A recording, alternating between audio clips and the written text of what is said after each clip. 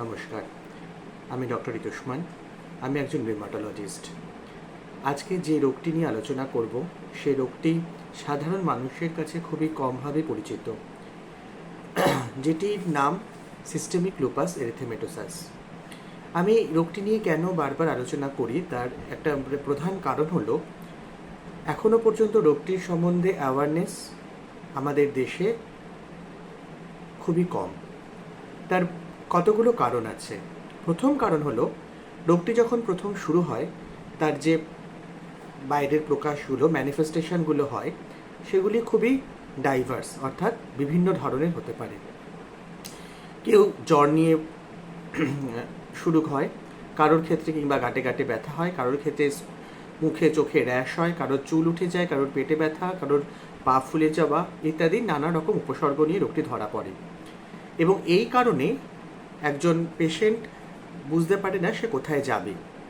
Most of the time দেখা যায় যে রোগটির প্রথম 3-6 মাস কিংবা তার বেশি সময় ধরে রোগটিকে ধরা হয় কোনো ইনফেকশান। তার মধ্যে যদি আমরা স্টাডি করে দেখি তাহলে সবচেয়ে কমন ইনফেকশান যেগুলো ভাবা হয় তার মধ্যে পড়ে টাইফয়েড ফিভার কিংবা টিউবারকুলোসিস, কিংবা ধরা যাচ্ছে না এরকম কোনো ইনফেকশান। মাল্টিপল টেস্ট করা হয়, যেমন বাইরে খুব কমনলি বিরাল টেস্ট, এসও টাইটার, জ্বরের নানা রকম টেস্ট করা হয়, অ্যান্টিবায়োটিক চলে, কিন্তু রোগটির কোনো সুরাহা হয় না। ইতিমধ্যে অনেক সময় পেশেন্ট বাইরের আয়ুর্বেদিক বা হোমিওপ্যাথিক ওষুধ খাওয়া শুরু করে এবং তার মধ্যে হয়তো বা স্টেরয়েড থাকে যার জন্য কিছুটা ইমপ্রুভমেন্ট হয়, বাট সেটা ক্ষণস্থায়ী। তাই মিসডায়াগনোসিস অর্থাৎ রোগটি ধরা পড়ে না, তার একটা অন্যতম কারণ হলো রোগটির বিভিন্ন রকম বৈচিত্র্যময় প্রকাশ। এবং এই কারণে পেশেন্টও বুঝতে পারে না কোন ডাক্তারের কাছে যেতে হবে, অথবা যদি বা ডাক্তারের কাছে যাওয়াই হয়, যে ডাক্তার দেখছেন তিনিও রোগটির সম্বন্ধে ধারণা করতে পারে না, কারণ সাধারণ মানুষের মধ্যে রোগটির অ্যাওয়ারনেস যেমন কম, ঠিক তেমনভাবে ডাক্তারদের মধ্যেও কিন্তু রোগটির অ্যাওয়ারনেস ততটা প্রচলিত নয়। এটা এমন নয় যে রোগটি খুব আনকমন রোগ, রোগটি যথেষ্ট কমন।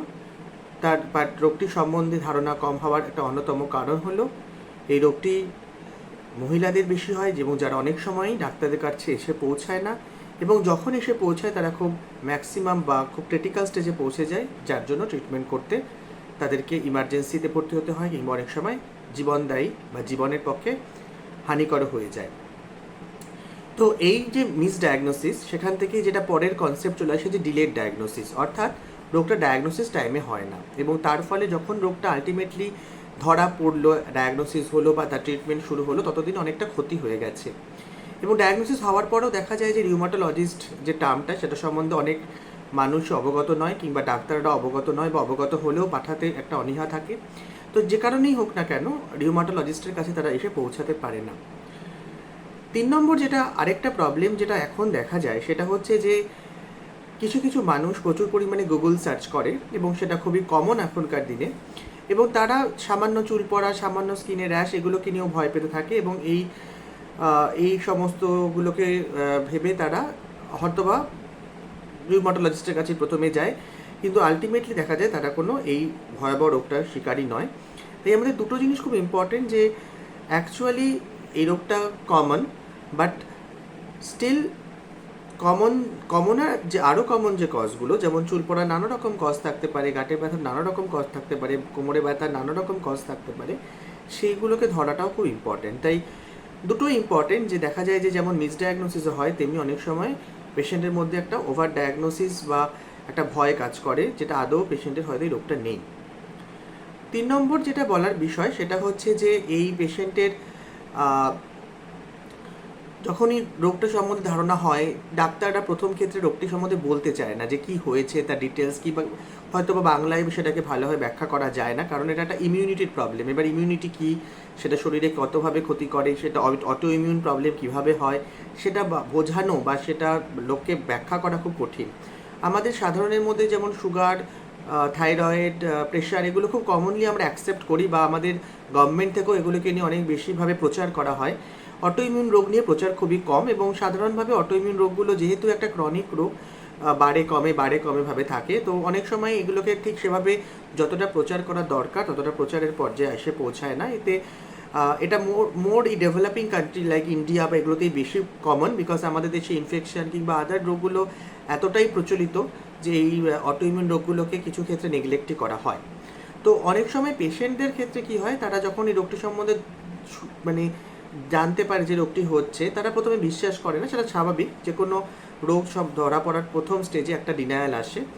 সে ডিনায়ালটার একটা মেন কারণটা হচ্ছে যে তাদের বোঝানো হয় না, তার রোগটাকে সম্বন্ধে বোঝানো, পেশেন্টের সঙ্গে টাইম স্পেন্ড করা, পেশেন্টকে বলা যেটা একটা ইমিউনিটির প্রবলেম, যেটার জন্য আপনাকে ওষুধ খেতে হবে, ঠিকঠাক টাইমে দেখাতে হবে, ওষুধ না খেলে রোগটা বাড়বে। একটা কমন এক্সাম্পল দিয়ে বোঝাতে হবে, যেমন ডায়াবেটিস আছে রোগ, সেটা কখনো সারে না কেউ, তা মানেই যে আপনার জীবন নষ্ট হয়ে গেল তা নয়, এটা আপনার কন্ট্রোলে রাখতে হবে এবং এটা আপনি থেকেও সুন্দরভাবে জীবন কাটাতে পারেন। তাই একটা রোগের যেমন পজিটিভ দিকটাও বলতে, নেগেটিভ দিকগুলোও বলতে হয়, তেমনি তার যে হোপ, যে এখন যে যে নতুন পজিটিভ অ্যাসপেক্টগুলো আছে সেগুলো এক্সপ্লেন করতে হয়, তো সেটা অনেক সময় করা হয় না। তো এই সমস্ত কারণে পেশেন্ট একটা ইমোশনাল টার্ময়েলের মধ্যে দিয়ে যায় যে আমার কি হলো, কারণ এটার ক্ষেত্রে দেখা যায় যে একটা পার্সেন্টেজ থেকে খুবই কম রোগ হয়, একটা পার্সেন্টেজের থেকে খুব বেশি রোগ হয়। তো একটা খুবই টার্ময়েল স্টেটের মধ্যে যায় পেশেন্ট, অনেক সময় গুগল করে, গুগলে বুঝতে পারে না, তার আতঙ্কিত হয়ে পড়ে, অথবা পেশেন্ট ওষুধ বন্ধ করে দেয়, ভাবে আমি তো ভালো আছি, আমি কেন খাবো, এবং তারপরে যখন খুব খারাপ হয়ে আসে তখন তাদের বাঁচানো সম্ভব হয়ে ওঠে না। তো বিভিন্ন রকম স্পেকট্রাম প্রবলেম হয়ে যায়। তাই আমি আজকে আমার এই পডকাস্টের একটাই কারণ, লোককে বোঝানো যে এসএলই বা এই অটোইমিউন রোগটা যখনই কোনো আপনি আপনার বাড়ির পাশে বা আপনার নিজেদের আত্মীয় স্বজন বা প্রতিবেশী বা কোথাও শুনবেন রোগটার সম্বন্ধে, মনে রাখবেন যে রোগটার ট্রিটমেন্ট কিন্তু হলিস্টিক্যালি রিউমাটোলজিস্টরাই করে, এবং রিউমাটোলজি কিন্তু মেডিসিনের একটা সুপার স্পেশালিটি। এটা কোনো নয় যে এটা বাত বলতে যে আমরা শুধুমাত্র গাঁটে ব্যথা, জয়েন্টে ব্যথা বোঝায় না, এটা ইমিউনিটির প্রবলেম বোঝায়, যেটা সত্যি কথা বলতে গেলে এখনও পর্যন্ত ইন্ডিয়ানদের বোঝানো খুব টাফ, বিকজ আমাদের সেই লেভেলের আমাদের এখনও সচেতনতা সেভাবে গড়ে ওঠেনি, এবং এটার জন্য গভর্নমেন্টও অনেকটাই দায়ী, কারণ গভর্নমেন্টও চায়নি এখনও পর্যন্ত সেভাবে এটার প্রচার করা হয় না। তার একটা অবশ্যই কারণ, বাকি রোগগুলো এতই কমন, ইনফেকশন বা যেগুলো আমাদের দেশে জনবসতিপূর্ণ দেশে এতই কমন যে এই রোগগুলোকে অনেকটাই প্রায়োরিটির মধ্যে আনা হয় না, বাট এটা রেয়ার নয়। তো লাস্ট টাইম এটা বলতে চাই যে আপনারা সবাই যাদের এরকম পেশেন্ট যদি থাকে, তাহলে আপনারা ভয় পাবেন না, রিউমাটোলজিস্টকে ফলো আপ করবেন। রিউমাটোলজিস্ট বলতে সার্টিফাইড রিউমাটোলজিস্ট, ডিএম বা ডিএনবি করা, তাদেরই করা বেটার। অ্যাটলিস্ট আপনাদেরকে এমন ডাক্তারকে দেখানো দরকার যেনারা আপনাকে গাইড করতে পারে, দ্যাট ইজ ভেরি ইম্পর্টেন্ট। এবং রোগটার এখন অনেক রকমের ট্রিটমেন্ট আছে, অনেক সলিউশন আছে, ভয়ের কিছু নেই যে আমার হলো বলে আমার জীবন কী হবে এরপর এসব ভেবে।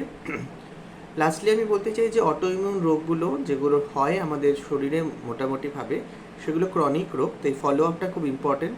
ওষুধ বন্ধ করাটা একদমই ঠিক নয়, ডাক্তারের পরামর্শ নিয়েই ওষুধ আস্তে আস্তে কমিয়ে তারপরে বন্ধ করা যেতে পারে। তাই ভয় না পেয়ে সুস্থ থাকুন, রিউমাটোলজিস্টের কাছে অবশ্যই পরামর্শ করুন যখন এরকম সিমটম দেখা যাবে বা রোগের উপসর্গ দেখা যাবে। নমস্কার।